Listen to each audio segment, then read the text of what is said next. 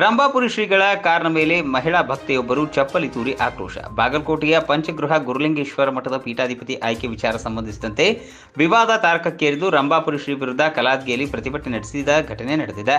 ವಿವಾದಿತ ಕೋರ್ಟ್ನಲ್ಲಿರುವಾಗಲೇ ಗಂಗಾಧರ ಸ್ವಾಮೀಜಿ ಮಠದ ದುರಸ್ತಿ ಕಾರ್ಯ ಮಾಡಿದ್ದು ಮಠದ ಹೊಲ ಉಳುಮೆ ಮಾಡಿದ್ದಕ್ಕೆ ಆಕ್ರೋಶ ವ್ಯಕ್ತವಾಗಿದ್ದು, ಈ ಹಿನ್ನೆಲೆ ರಂಭಾಪುರಿ ಶ್ರೀಗಳ ವಿರುದ್ಧ ಕಲಾದ್ಗಿಯಲ್ಲಿ ಮಠದ ಭಕ್ತರು ಪ್ರತಿಭಟನೆಯನ್ನು ನಡೆಸಿದ್ದಾರೆ.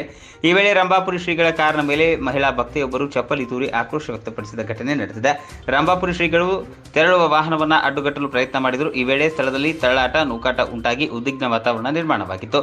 ಬಾಗಲಕೋಟೆಯಿಂದ ಕಲಾದ್ಗಿ ಮಾರ್ಗವಾಗಿ ಉದ್ಗಟ್ಟಿ ಗ್ರಾಮಕ್ಕೆ ಅಡ್ಡಪಲ್ಲಕ್ಕಿ ಕಾರ್ಯಕ್ರಮಕ್ಕೆ ತೆರಳುತ್ತಿದ್ದ ರಂಭಾಪುರಿ ಶ್ರೀಗಳ ವಿರುದ್ಧ ಧಿಕ್ಕಾರ ಕೂಗಿ ಆಕ್ರೋಶವನ್ನು ವ್ಯಕ್ತಪಡಿಸಿದರು.